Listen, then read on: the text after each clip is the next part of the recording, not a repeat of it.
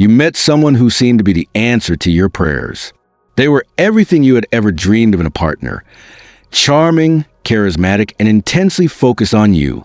They swept you off your feet with grand gestures, passionate declarations, and uncanny ability to know exactly what you wanted. You felt seen, heard, and cherished in a way you never had before. But then, the person you fell in love with started to vanish. The mask began to slip, revealing someone you didn't recognize. The charm was replaced by a cold indifference, and the passion turned into a volatile and confusing cycle of praise and put-downs. You're not just dealing with a difficult person. You're in a relationship with an emotional shapeshifter. Now, I'm not talking about a mythological creature. I'm talking about a partner who is a master of disguise, a person with no real self, who molds their identity to fit what you want to see. They are, for all intents and purposes, a sociopath, and their goal isn't love or connection. It's control and emotional consumption. They are the ultimate predator, and you are their prey. This is a painful and terrifying reality to confront. The idea that the person you trusted most is a master manipulator can be devastating. But what you're feeling is real and it's valid. It's not just a bad phase. It's a systemic problem, and it's time to identify it. In this video, I'm going to reveal the 5 subtle, hidden signs that you're in a relationship with an emotional shapeshifter. These are the red flags that are often rationalized as passion, intensity, or they're just a little complicated. But trust me, once you recognize these behaviors, you will see your relationship with clear eyes. So, stay with me and don't skip a single part, because what you're about to learn could be the key to reclaiming your life, your identity, and your sanity. Sign 1, the false front. Let's begin with the foundation of the emotional shapeshifter's deception, the false front. This is a meticulously crafted persona they present to the world and to you in the beginning of the relationship. It's so perfect, so tailored to your desires, that it's impossible to resist. The false front is built on a lack of a real, stable identity. The emotional shapeshifter has no true sense of self, so they become a chameleon, mirroring your interests, your values, and your passions. You love art? They've always been a secret art aficionado. You're passionate about social justice? They suddenly become a fervent advocate. This isn't a genuine connection. It's a calculated tactic to gain your trust and affection as quickly as possible. The psychological mechanism here is a powerful need for control and emotional supply. By becoming your perfect match, they ensure you'll become emotionally dependent on them. They create a fantasy, a bubble of perfection so intoxicating that you won't want to leave, even when the cracks begin to show. But the false front is not sustainable. Eventually, the mask will slip. You might notice subtle contradictions in their stories, or that their passions vanish as quickly as they appeared. They are not who they say they are. They are a mirror reflecting your own desires back at you. A quick check-in for you. Look back at the beginning of your relationship. Did it feel like it went from 0 to 100 in the blink of an eye? Did they seem to share every single one of your interests and values in a way that felt almost too perfect to be true? If the intensity felt overwhelming and unnatural, you might have been caught by the false front. Sign 2, the emotional hostage taker. The second sign is where the emotional shapeshifter takes control of your emotions. I call this person the emotional hostage taker. Their primary tool is emotional manipulation, often through guilt, shame, and a powerful sense of obligation. The emotional hostage taker will use your love and empathy against you. They'll say things like, "After all I've done for you, you're going to do this?" Or, "I don't know why you want to go on vacation when your mother is so sick," even when the person is perfectly healthy. They will weaponize their own emotional state to control your choices and make you feel guilty for pursuing your own happiness. The psychological mechanism at play is a deep-seated need for control. They are experts at making you feel responsible for their feelings and their happiness. By making you feel that their pain is your fault, they can manipulate you into doing what they want. You are, in effect, their emotional hostage. Your choices are not your own. They are based on what will cause the least amount of emotional upheaval for them. This can lead to a lifetime of people-pleasing and a complete loss of your own identity. You will find yourself making decisions based on what a family member would want, not what you want. Your freedom is a threat to their control, so they must use emotional blackmail to keep you in line. Here's a simple test. Do you feel guilty when you say no to a family member? Do you find yourself making major life decisions based on their feelings, even when it goes against your own best interest? If you constantly feel like you're managing their emotions, you're dealing with an emotional hostage taker. Sign 3, the reality architect. The third sign is a particularly dangerous form of manipulation, where the emotional shapeshifter systematically erodes your sense of reality. I call this person the reality architect. Their primary tool is gaslighting. The reality architect doesn't just disagree with your point of view. They deny that events ever happened, or they twist a narrative to make you question your own memory and sanity. They will say things like, "I never said that," "You're imagining things," or "You're too sensitive, you're making a big deal out of nothing." They will invalidate your feelings and your experiences, making you feel like you are crazy. The psychological mechanism at play is a deep need for control over the family narrative. They need to believe that they are the good people, and any evidence to the contrary must be erased or denied. By making you doubt your own senses, they gain complete power over your perception of the family's history, and by extension, your place within it. This is often used to cover up abuse, neglect, or other harmful behaviors.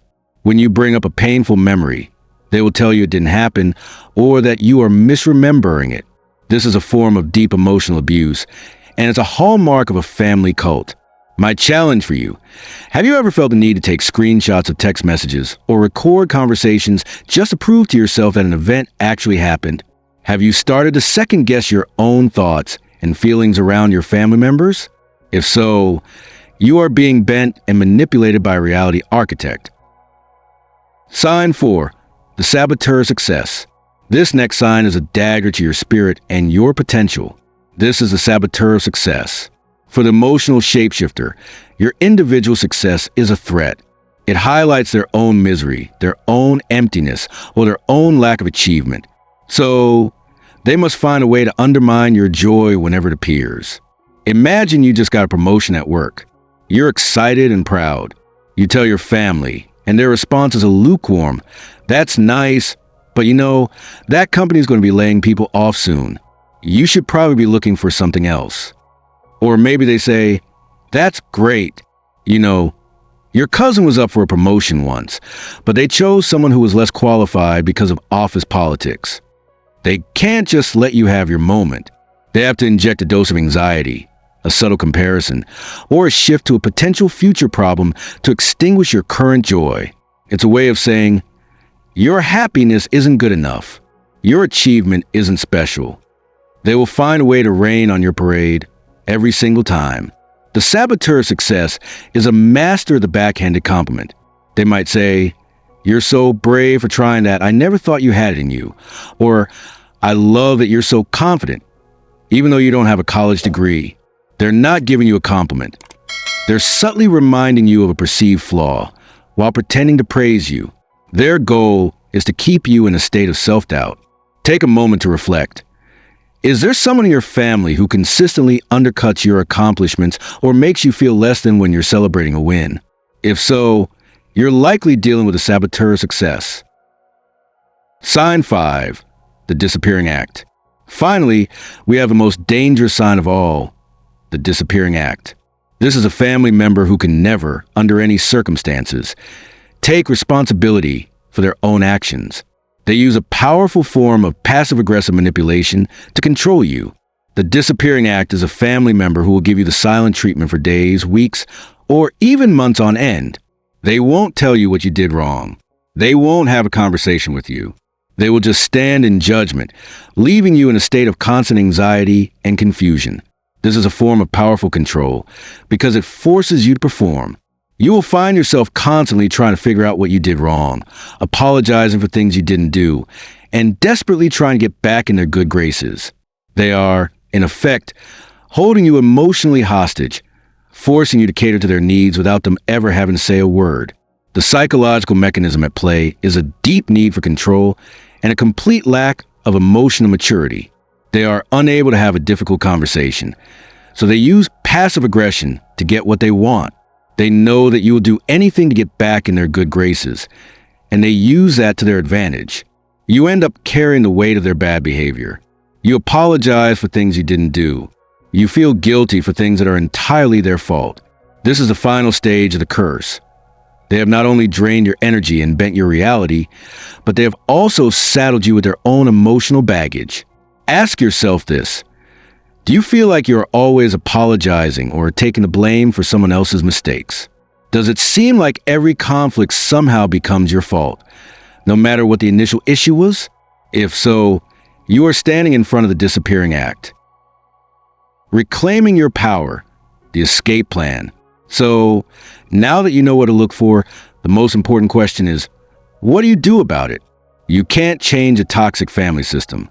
You can't negotiate with them. But you can do something far more powerful. You can reclaim your power and break free. The first step is radical acceptance. You have to accept that the family you thought you had, the loving, supportive, safe one, doesn't exist. That was the illusion. It's a painful truth, but it is the truth, and accepting it is the first step toward freedom. The second step is to set clear, unwavering boundaries. This is your personal shield. You must become a master saying no and disengaging. A boundary is not a wall to keep people out. It's a line to protect your own energy and sanity. It might sound like, I'm not going to have a conversation about that, or I'm not available to listen to this right now. And the third most difficult step is to create distance. This doesn't always mean cutting people out of your life entirely, though sometimes it's necessary. It means controlling the amount of time and energy you give to these toxic people. You might have to love them from a distance. You might have to limit your interactions to group settings. You might have to practice the gray rock method, giving them minimal emotional response to their bait. You have the power to stop this cycle. You are not a victim of their chaos. You are the sovereign of your own life. And every day, you have a choice to protect your energy and your peace. I want you to make a promise to yourself right now. Look at the people in your life and commit to being honest about their impact on your well-being.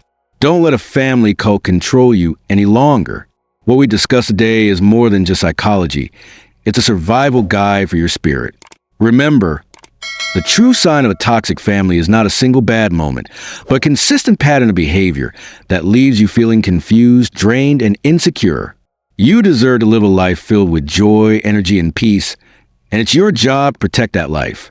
If this video has resonated with you, if you've recognized any of these signs in your own life, I want you to know you are not alone, and you have the power to change things.